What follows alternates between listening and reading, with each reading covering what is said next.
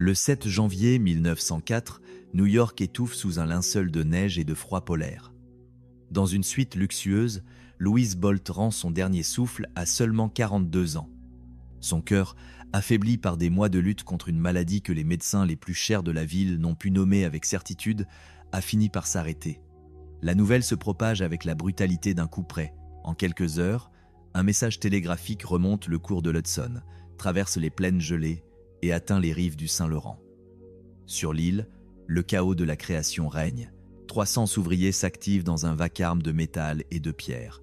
Ils taillent, ils sculptent, ils assemblent ce qui doit devenir le plus grand monument à l'amour jamais érigé sur le sol américain. Un château de 6 étages, 120 pièces, 4000 mètres carrés de démesure, le contremaître lit le télégramme. Le papier tremble entre ses doigts calleux. L'ordre est d'une brièveté glaçante.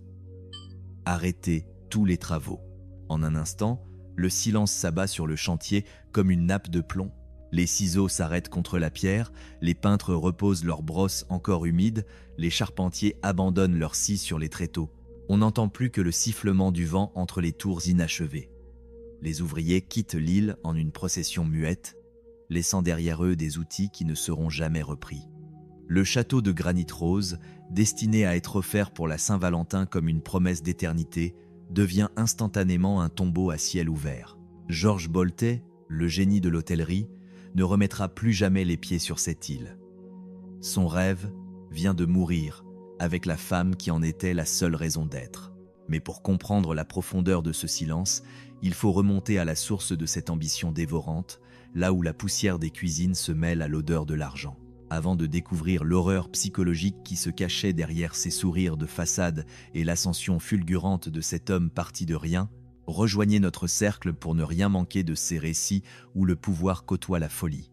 Tout commence en 1864, lorsqu'un gamin de 13 ans descend d'un navire en provenance de Prusse. George Karl Bolt n'a rien. Pas un dollar, pas un mot d'anglais, aucune famille pour le guider dans la jungle de New York. Il vient de l'île de Rügen, en mer Baltique, une terre de châteaux et de stations balnéaires aristocratiques qu'il regardait de loin avec l'appétit d'un loup. En Amérique, son premier royaume est un sous-sol humide. Engagé comme plongeur dans un hôtel des docks, il lave les pots, vide les poubelles et dort sur le sol. Le salaire est misérable, mais Bolt possède une arme que les héritiers n'ont pas. Un regard chirurgical. Il observe. Il comprend ce que les autres ignorent. Un grand hôtel n'est pas une question de briques ou de nourriture. C'est une machine à fabriquer de l'importance. Si vous donnez à un client l'illusion d'être un roi, il vous donnera son âme et son portefeuille. À 20 ans, il dirige déjà des cuisines. La fatigue est son quotidien, mais son esprit est ailleurs. Il tente sa chance au Texas, échoue, revient plus pauvre qu'avant, mais plus lucide. La chance tourne en 1876. William Carr, l'intendant du prestigieux Philadelphia Club, cherche un homme solide pour gérer la salle à manger de l'institution la plus fermée d'Amérique. C'est ici que réside la vieille monnaie, celle qui ne fait pas de bruit, mais qui dirige le pays. Bolt accepte.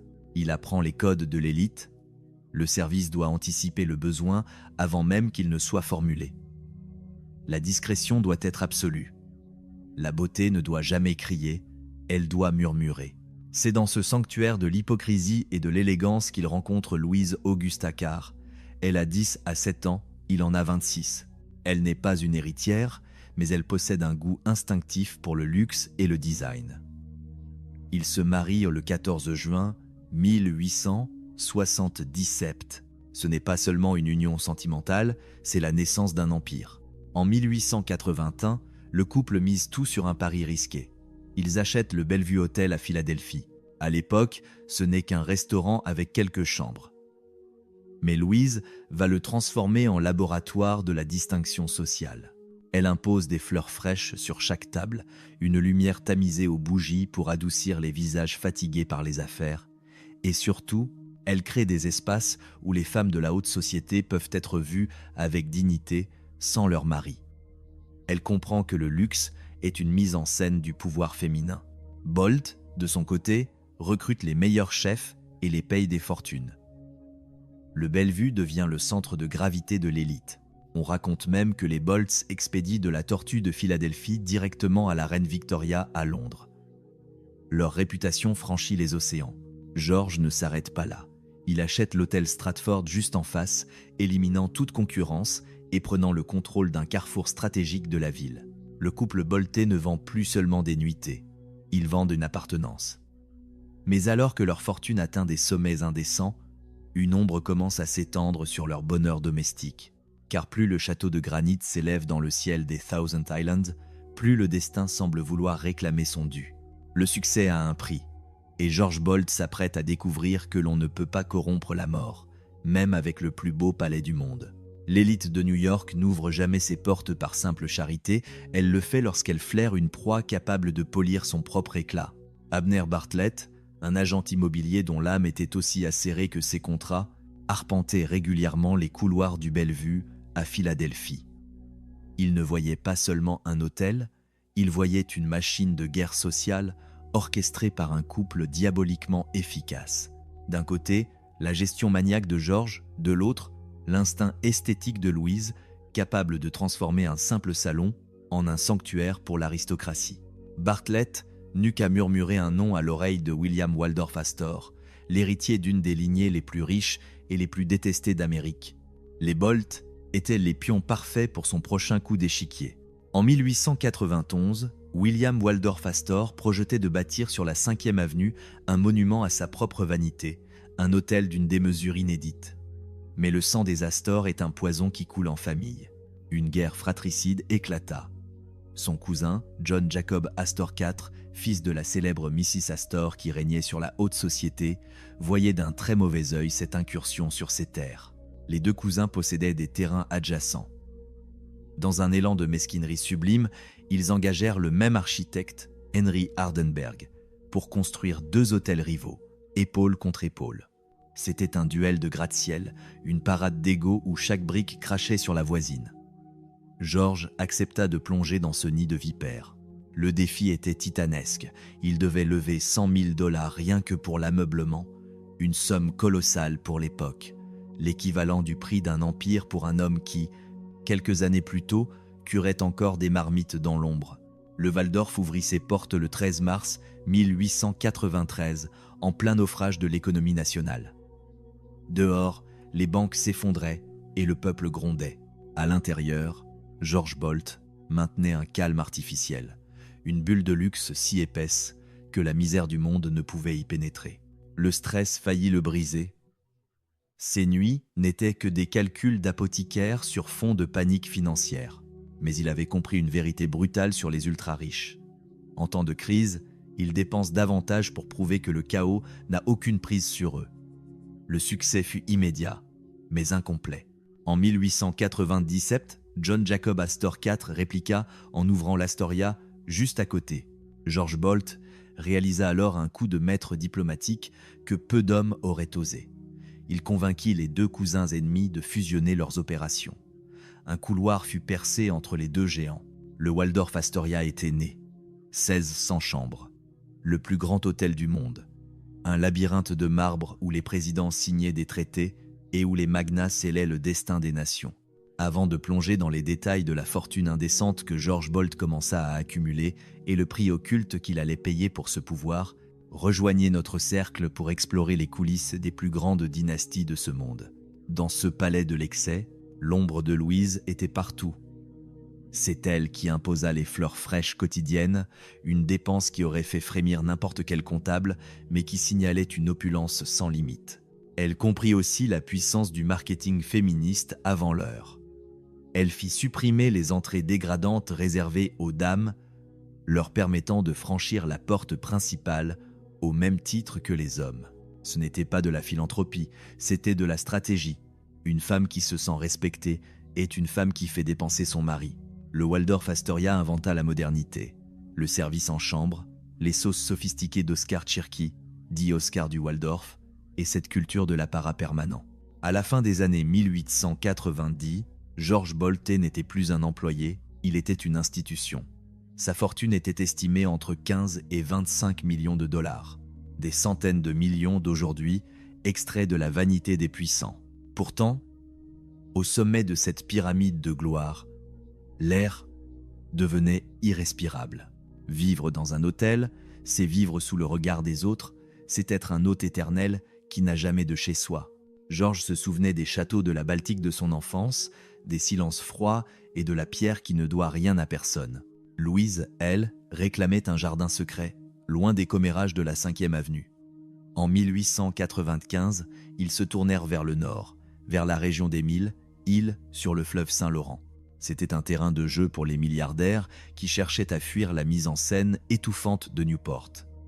La base, on pouvait posséder une île comme on possède un secret. Ils jetèrent leur dévolu sur Hart Island, un lopin de terre de 2 hectares avec un simple cottage. Louise l'acheta pour $1 symbolique, une transaction qui masquait sans doute des arrangements financiers bien plus sombres. Dès que l'acte fut signé, George Bolt laissa parler son obsession. Il changea l'orthographe de l'île en Hart Island. Mieux encore, il ordonna que l'on remodèle la ligne de côte à grands coups de dynamite et de terrassement pour que, vue du ciel, l'île ait la forme parfaite d'un cœur de Saint-Valentin. Ce n'était plus de l'architecture, c'était une déformation de la nature pour satisfaire un ego amoureux. Il acheta également des milliers d'hectares sur l'île Wellesley voisine, y bâtissant des fermes, des terrains de golf et des écuries. Il créait un monde à son image, un royaume où il serait enfin le seul maître. Mais sur cette île en forme de cœur, le granit rose commençait à absorber une mélancolie que Georges ne voyait pas encore venir. Les murs montaient. Mais l'ombre de la tragédie grandissait plus vite qu'eux. Malgré l'ivresse des sommets et le fracas des dollars, George Bolt restait hanté par le silence des îles. Au Waldorf, il n'était qu'un majordome de génie, un homme en représentation permanente dont chaque seconde appartenait aux caprices des puissants. Mais sur Hart Island, le masque tombait. C'était le refuge, la seule terre où ses enfants, George Junior et Clover, pouvaient courir sans que l'ombre d'un client ne vienne ternir leur insouciance. Pour Louise, l'enjeu était plus intime encore. Pendant 20 ans, elle avait sculpté le confort des autres, elle avait deviné les désirs des étrangères et décoré des palais qui ne lui appartenaient pas. Hart Island serait sa revanche créative, son propre royaume, un château d'acier et de granit conçu pour une seule date, le 14 février 1905. En 1899, le modeste cottage d'origine devint une insulte à l'ambition de George. Il ne voulait pas agrandir. Il voulait transfigurer. Il convoqua les frères Hewitt, les architectes de son futur hôtel colossal à Philadelphie, avec une consigne qui ne souffrait aucune contradiction, bâtir le plus grand château privé d'Amérique. Ce ne serait pas une simple demeure, mais une résurrection des tours de Rhénanie, un fragment de la Prusse de son enfance, transplanté sur le Saint-Laurent. Louise, malgré sa fatigue naissante, scrutait chaque plan. Elle exigeait une fluidité parfaite entre les pièces, une lumière qui ne trahirait jamais le teint et des jardins européens qui sembleraient avoir toujours habité le paysage sauvage. Le projet était un monstre de pierre, 6 étages, 120 pièces, une structure de granit rose arrachée aux entrailles d'Oak Island, une île voisine que George avait achetée uniquement pour s'assurer que personne d'autre ne posséderait le même grain de roche. Le budget, 2,5 millions de dollars. Plus de 80 millions d'aujourd'hui. Une somme indécente, jetée à la face du fleuve, pour prouver que l'amour d'un ancien plongeur de cuisine n'avait pas de prix. Mais derrière cette dévotion se cachait une arrogance presque divine. George Bolt pensait pouvoir figer le temps dans le granit. Avant de découvrir la noirceur du silence qui allait s'abattre sur ces tours et le secret des tunnels qui serpentent sous l'île, rejoignez notre cercle pour ne rien manquer de ces tragédies gravées dans la pierre.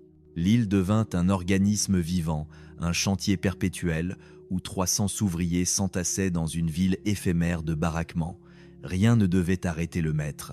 Lorsque le cottage d'origine barra la route au futur château, George ne le détruisit pas. Il ordonna de le démonter pièce par pièce et de le traîner sur la glace du fleuve gelé jusqu'à l'île Wellesley pour le reconstruire ailleurs. Il déplaçait des maisons comme on déplace des pions. Autour de la carcasse du château principal, d'autres structures surgissaient. Une centrale électrique déguisée en tour médiévale, capable d'inonder l'île d'une lumière électrique alors réservée aux plus grandes métropoles. La tour Alster, un pavillon de jeu aux murs volontairement incliné pour cinguer les ruines antiques, abritant un bowling, un billard et une salle de bal sous un plafond circulaire. Chaque détail respirait Louise. Dans les sculptures de pierre, dans les ferronneries des balustrades, dans les motifs des carrelages, des cœurs minuscules étaient dissimulés, des symboles discrets d'une obsession qui tournait à la démesure. Au rez-de-chaussée, l'apparat régnait. Aux étages supérieurs, le confort familial se nichait dans des suites luxueuses. Et dans les profondeurs de l'île, un réseau de tunnels permettait aux domestiques de circuler invisibles, comme des fantômes au service d'une divinité qui refusait de voir la réalité du travail humain. Mais en 1901, la mécanique s'enraya. Louise, celle pour qui tout ce théâtre de pierre était érigé, commença à perdre son souffle. L'air des îles, censé être pur, devint trop lourd pour ses poumons. On murmura le mot de tuberculose, d'autres parlèrent d'une insuffisance cardiaque dévorante. Georges, dans un déni fanatique, refusa de ralentir. Il fit installer des rampes temporaires pour que Louise puisse atteindre les étages sans effort. Il lui apportait des catalogues, des échantillons de tissus, des croquis de lustre au chevet de son lit. Le château avançait à 90%, les jardins étaient plantés, les cygnes glissaient sur les tangues artificielles, et Georges comptait les jours nous séparant de la Saint-Valentin 1905.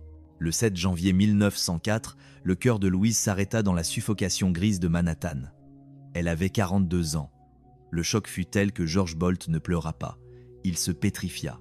Le télégramme qu'il envoya vers le nord ne contenait aucune consigne de deuil, juste un ordre sec, une condamnation à mort pour l'île, arrêter tous les travaux.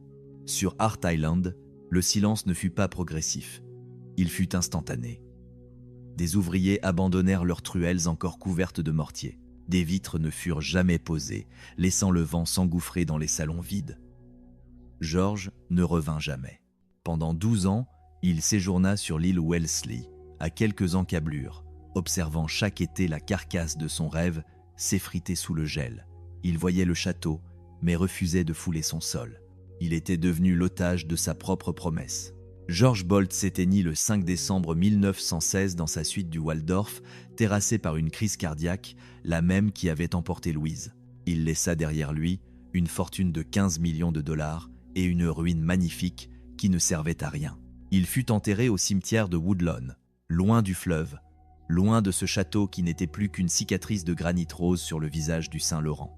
Ses enfants vendirent l'île 2 ans plus tard, se débarrassant d'un héritage trop lourd, d'un monument à un amour qui avait fini par étouffer ceux qu'ils prétendaient protéger. Aujourd'hui, les murs de Hart Island murmurent encore une vérité que George Bolt a emportée dans sa tombe. On peut bâtir des forteresses contre le monde, mais aucune pierre n'est assez épaisse pour empêcher le destin de franchir le seuil. Le château reste là, immobile, comme un battement de cœur figé dans l'éternité, rappelant à chaque visiteur que la plus grande richesse ne permet pas d'acheter une seule seconde de plus à celle que l'on aime.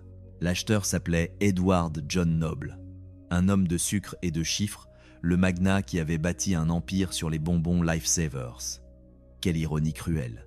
Celui qui avait fait fortune en vendant des bouées de sauvetage en sucre laissait couler le plus grand monument à l'amour de l'Amérique dans les eaux sombres de l'oubli.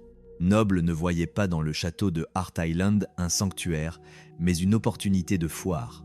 Il sentait le parfum de l'argent que dégageaient les curieux massés sur les bateaux de croisière attirés par ce cadavre de granit. Mais Noble était un prédateur de bas étage. Il acheta le mystère, pas la structure. Il ouvrit les portes à la foule sans investir un seul centime dans la sécurité ou la préservation. Pendant des décennies, le château subit une seconde mort, plus lente et plus humiliante que la première. Ce ne fut plus le deuil qui l'habita, mais le vandalisme et la négligence.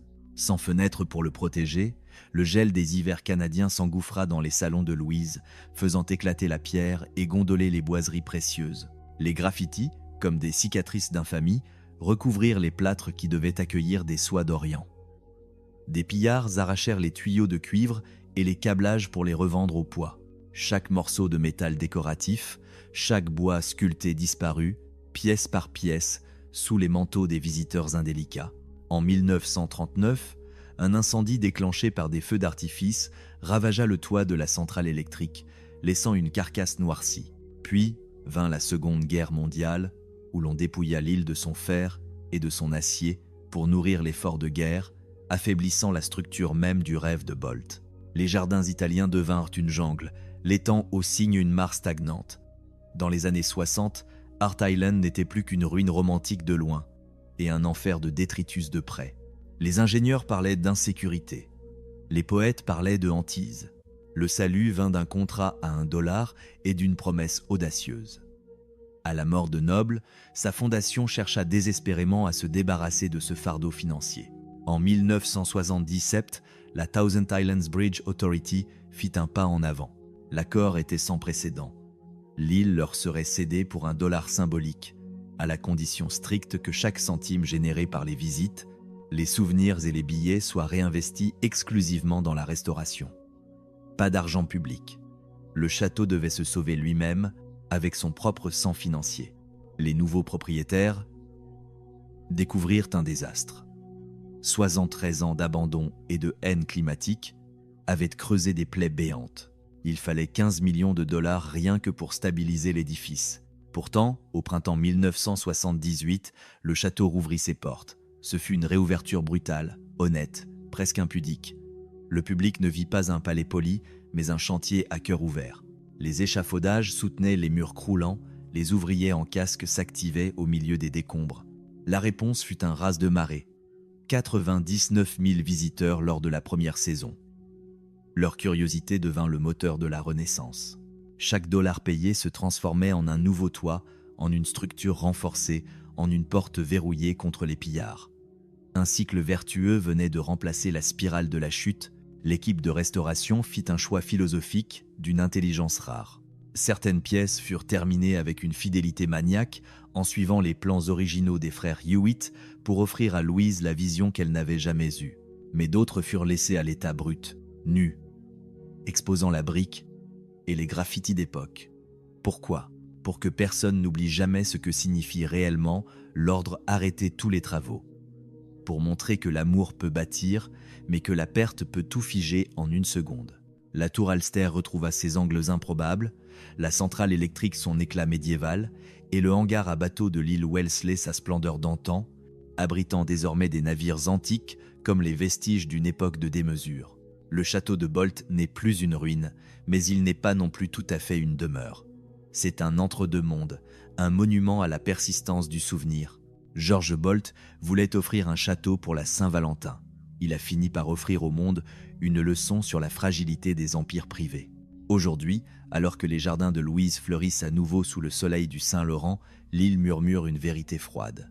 Les bâtiments ne meurent que lorsque nous cessons de raconter leur histoire. George et Louise reposent à Woodlawn, mais leur ambition, pétrifiée dans le granit rose, continue de défier le courant du fleuve et l'usure du temps. Le témoin silencieux a enfin retrouvé sa voix. Et elle nous rappelle que même derrière les plus grandes fortunes, il n'y a souvent qu'un cœur qui bat et qui finit, un jour, par s'arrêter. Ils ne se sont pas contentés de réparer des bassins ou de tracer des allées. Ils ont entrepris une véritable nécromancie architecturale. Chaque jet d'eau qui jaillit à nouveau des fontaines est comme un souffle rendu à des poumons de pierre longtemps atrophiés. Le message de Hart Island a cessé d'être un cri de détresse pour devenir une leçon de lumière.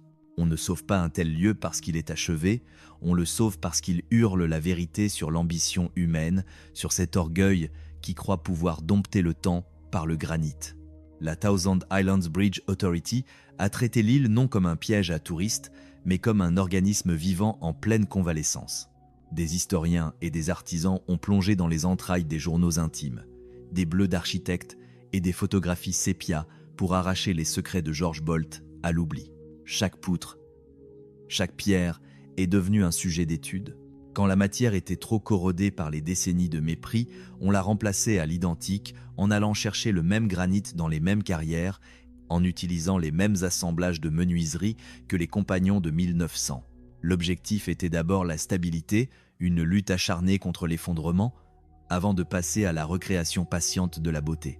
On a posé des vitres aux reflets irréguliers pour imiter le verre d'époque, on a coulé de nouvelles rampes en fer à partir de moules prélevés sur des fragments rescapés du vandalisme. Ce n'était plus de la rénovation.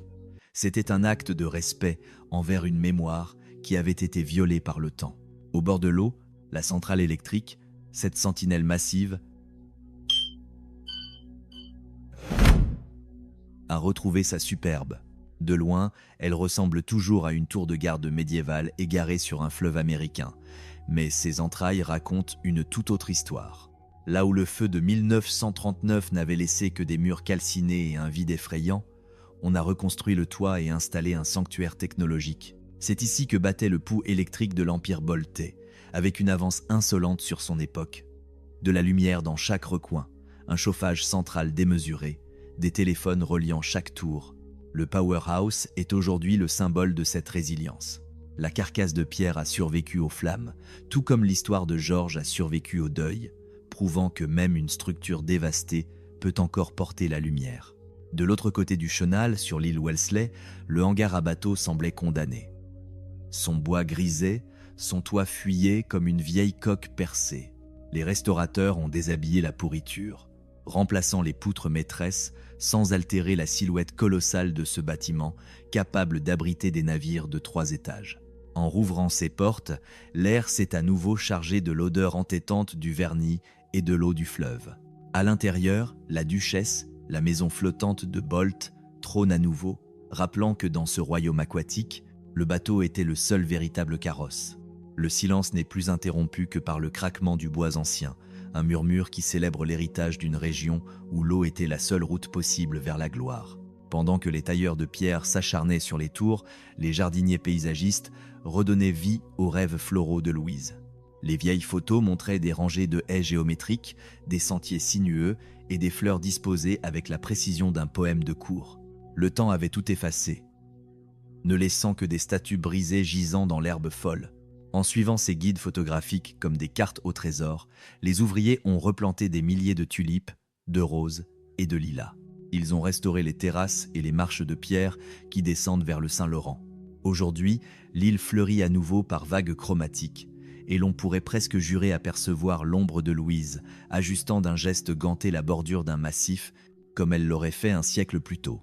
À l'intérieur du château, la conquête s'est faite pièce par pièce, mémoire par mémoire. Le grand hall, autrefois livré aux 4 vents, a été le premier à retrouver sa dignité. Des artisans ont recréé l'escalier monumental et ses balustrades de chêne, puisant dans les forêts de la région pour retrouver le grain originel. Des plâtriers ont analysé des fragments de peinture pour retrouver les nuances exactes d'ivoire et d'or que Louise avait choisies pour refléter la lumière du soir. La bibliothèque a été rhabillée de boiseries sombres, ses étagères à nouveau peuplées d'ouvrages d'époque, recréant cette atmosphère de retraite intellectuelle que George désirait tant. Le château de Hart Island n'est plus une tragédie inachevée. Il est devenu un monument à la persévérance. George Bolt avait ordonné le silence, mais le monde a décidé de lui répondre. Ce palais de granit rose, né d'un amour démesuré et figé par une perte brutale, se dresse désormais comme le témoin silencieux d'une époque de géants. Il nous rappelle que si l'argent peut bâtir des murs, seule la passion des générations suivantes peut leur donner une âme. Le voyage de l'immigrant prussien s'achève ici, dans le reflet de ces tours qui ne dominent plus le fleuve par la force, mais par la beauté de leur propre renaissance. Le salon de réception, autrefois une caverne de courants d'air et de désespoir, baigne désormais dans l'éclat retrouvé des lustres de cristal. On y a replacé des draps de lin fin et des meubles dont la courbe évoque une époque où l'on savait prendre le temps de vivre, ou du moins de paraître. Chaque objet ici ne hurle pas la richesse d'un roi, mais murmure l'affection d'un homme pour le goût de sa femme. Les restaurateurs ont poussé le vice de la précision jusqu'aux zones de service. On y découvre des escaliers étroits, des cloches de cuivre poli pour appeler une armée de domestiques invisibles et des couloirs conçus pour que les pas ne troublent jamais le silence des maîtres. On peut enfin imaginer l'île vibrante de vie, peuplée de cuisiniers s'affairant autour des fourneaux, de jardiniers domptant la nature et du rire de la famille Bolt résonnant sous les voûtes. C'est un théâtre dont les acteurs ont disparu, mais dont le décor refuse de mourir. Pourtant, la véritable force du château réside dans ce qui n'a pas été touché. Les étages supérieurs ont été délibérément abandonnés à leur vérité nue. Des murs de briques exposés, des sols inachevés et des graffitis qui zèbrent le plâtre depuis des décennies. Les conservateurs ont compris une chose essentielle. Achever le château aurait été un mensonge. En marchant dans ces espaces vides, le visiteur prend de plein fouet la violence de l'arrêt des travaux. On y lit des noms griffonnés en 1920 ou en 1960 par des intrus fascinés par la ruine. Ces cicatrices forment une chronologie accidentelle de l'abandon. Elles rappellent que la beauté peut survivre à l'échec et que la perfection n'est pas une condition nécessaire à la survie d'un rêve. À la fin des années 80, le château de Bolt est devenu un aimant mondial. La restauration ne sauvait pas seulement la pierre, elle sauvait l'économie de toute une région. Les bateaux de croisière déversent des flots de visiteurs venus des deux rives du fleuve et chaque ticket vendu devient une brique, un câble électrique ou une ardoise pour le toit. Alexandria Bay a refleuri dans le sillage de cette renaissance. Au début des années 2000, près de 30 millions de dollars avaient été réinvestis sur l'île. Pas un sou ne provenait des impôts ou des poches de l'État. C'est le public, ému par cette tragédie de granit, qui a financé chaque centimètre de la reconstruction. C'est un miracle financier né d'une rupture amoureuse. Avant de comprendre pourquoi George Bolt a préféré laisser ce palais en ruine plutôt que de le terminer, rejoignez notre cercle d'initiés pour explorer les secrets les plus sombres des grandes fortunes américaines. Aujourd'hui, Art Island est devenue l'une des destinations les plus romantiques au monde, et c'est là que réside la plus belle ironie du sort. Chaque été, des centaines de couples viennent s'y marier. Ils échangent leurs vœux dans les jardins de Louise ou sous le dôme de la tour Alster, là où la musique résonnait jadis. Un lieu né d'un cœur brisé sert désormais de berceau à de nouveaux départs. Pour ces couples, Bolt Castle est le symbole de l'intemporel. Chaque mariage ajoute une strate d'espoir sur les fondations d'une tragédie privée. Le château est devenu une salle de classe à ciel ouvert, un endroit où les étudiants apprennent que le succès n'est jamais simple, que la fortune ne protège de rien et que les rêves, même inachevés, possèdent leur propre puissance d'inspiration. Pour comprendre le génie de Bolt, il faut s'enfoncer dans les entrailles de l'île. Tout a été conçu pour que le luxe paraisse naturel, sans effort. Un réseau de tunnels permettait au charbon de voyager de la centrale électrique aux cuisines sans jamais croiser le regard des invités. Les offices étaient organisés comme une carte de guerre, zone de préparation, pâtisserie, plonge, chaque poste ayant son propre rythme. George n'avait jamais oublié la sueur des cuisines de ses débuts.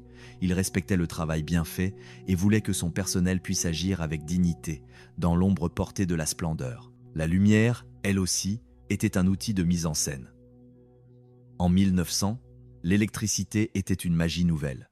Louise, qui avait passé sa vie à observer l'effet d'une lampe sur un visage dans ses restaurants, a utilisé cette science pour créer une atmosphère de sécurité absolue. Des lustres par paire pour éviter les ombres dures, des appliques à hauteur d'yeux dans les couloirs, des lampes de lecture judicieusement placées près des canapés.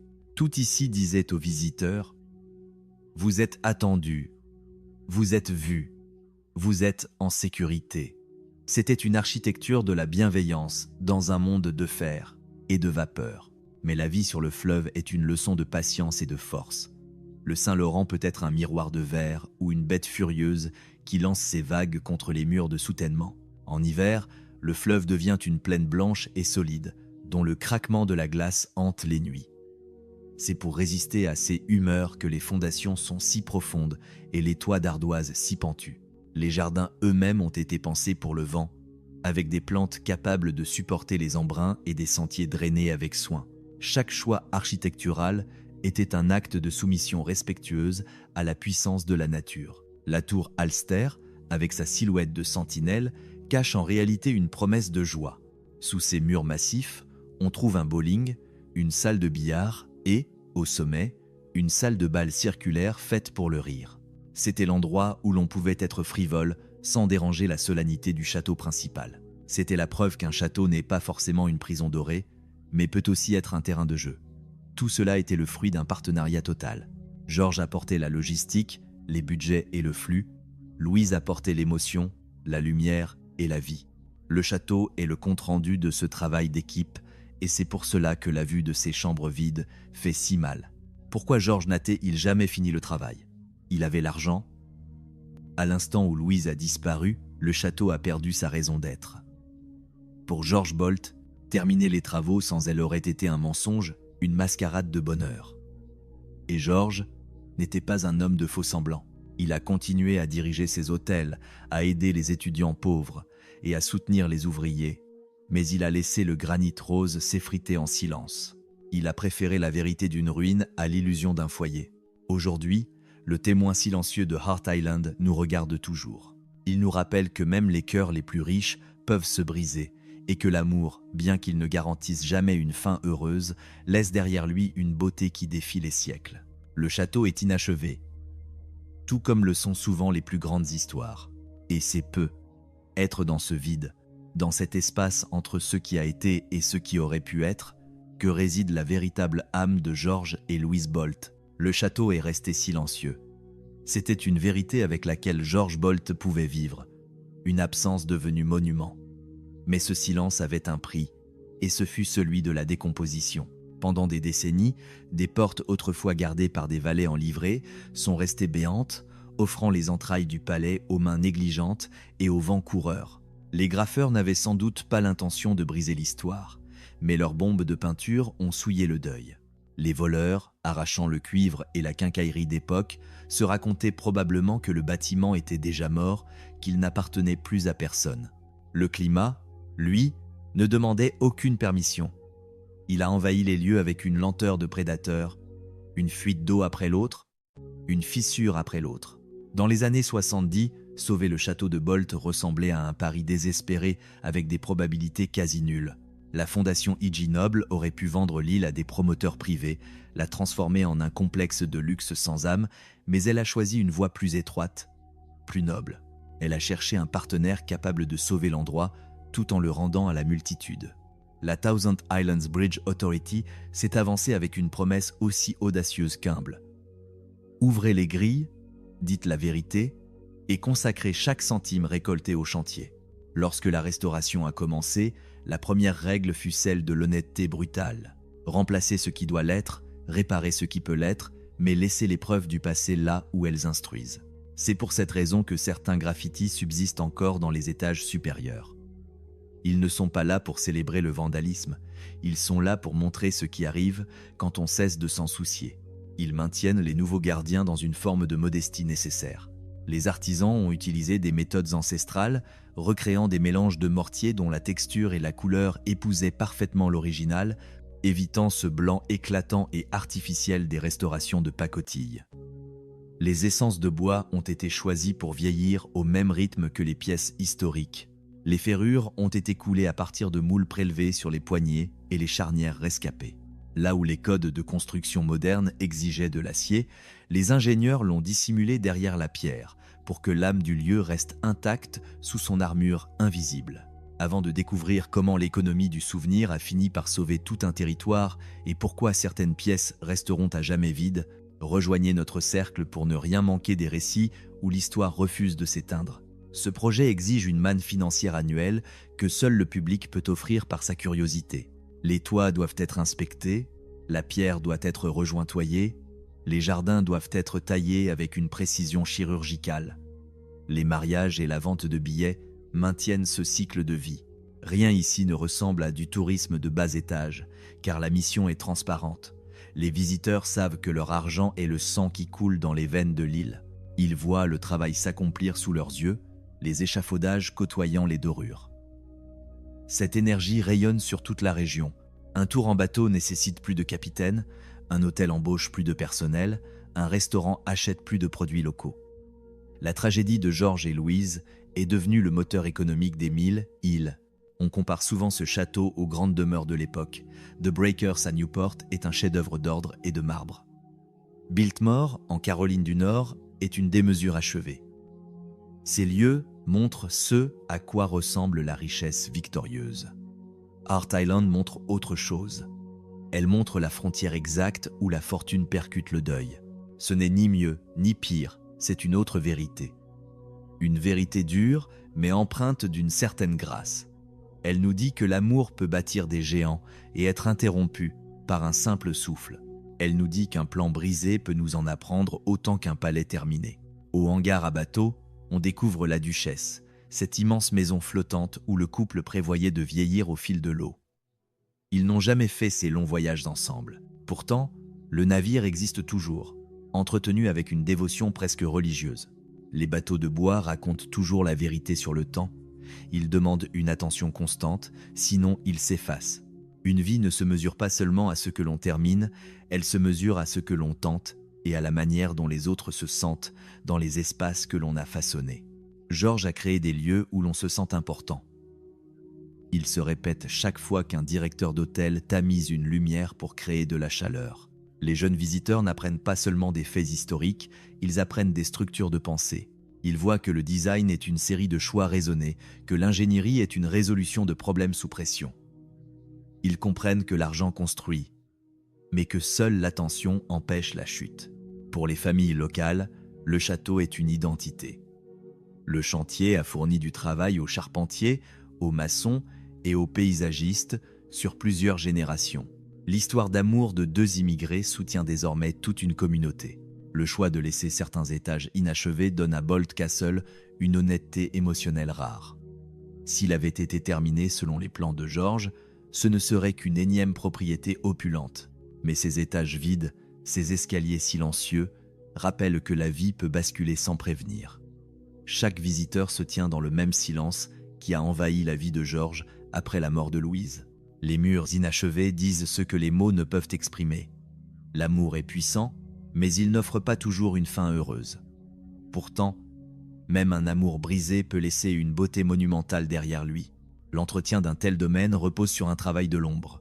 Les couloirs d'apparat étaient pour les invités, mais les tunnels étaient pour les travailleurs. Le charbon circulait dans des passages protégés pour que les tempêtes ne ralentissent jamais le flux. George n'a jamais oublié ce que signifiait porter des plats jusqu'à ce que les mains tremblent. Il a conçu cette maison pour que ceux qui y travaillent puissent le faire avec dignité. La lumière électrique, encore un miracle en 1900, était utilisée par Louise comme un outil de bien-être. Elle savait comment une lampe pouvait changer un visage. Partout, le plan murmurait aux invités qu'ils étaient en sécurité. La vie sur le fleuve enseigne la patience. La pierre doit répondre aux assauts du gel, à la pression de la glace qui craque la nuit avec un bruit de fin du monde. C'est pour cela que les murs sont si épais et les toits si raides. Chaque choix respectait la puissance des éléments. La tour Alster, malgré ses airs de poste de garde, était un hymne à la joie, avec son bowling et sa salle de bal circulaire. Elle prouvait qu'un château n'est pas forcément guindé. Ce partenariat gravé dans la pierre entre George et Louise, entre la logistique et l'émotion, a pris fin trop tôt. Chaque détail est un souvenir de ce qu'ils pouvaient accomplir ensemble. George a refusé de finir le château car sans elle, la demeure n'avait plus de destination. Il n'était pas un homme de simulacre. La préservation n'est pas un projet avec une ligne d'arrivée.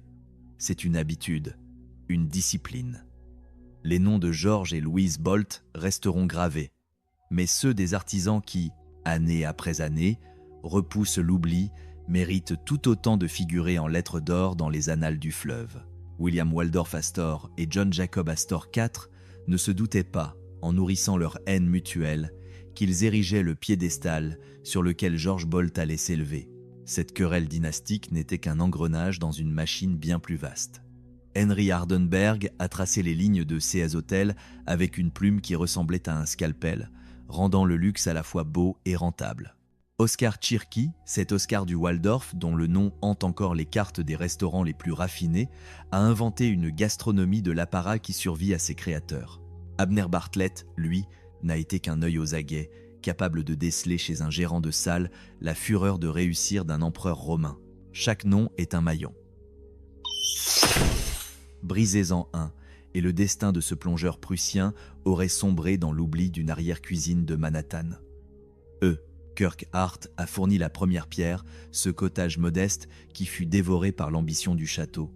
Edward John Noble, l'homme aux bonbons Lifesavers, a tenu l'île entre ses mains pendant les longues années de décomposition. On l'accuse souvent d'avoir laissé le palais saigner, mais il a eu le mérite, être par simple paresse comptable, de ne pas le raser. Il a maintenu la carcasse en place juste assez longtemps pour que d'autres puissent enfin entendre son cri de détresse. L'histoire est une chaîne de fer froid. C'est l'assemblage de ses volontés et de ses négligences qui a permis à un gamin de la Baltique de remodeler une île américaine en forme de cœur. Le château de Bolté n'est pas une attraction. C'est un miroir qui nous demande d'être assez courageux pour aimer profondément, même lorsque nous savons que la vie est une trajectoire incertaine.